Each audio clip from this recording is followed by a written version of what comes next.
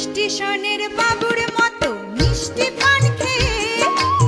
স্টেশনের বাবুর মতো মিষ্টি পান খেয়ে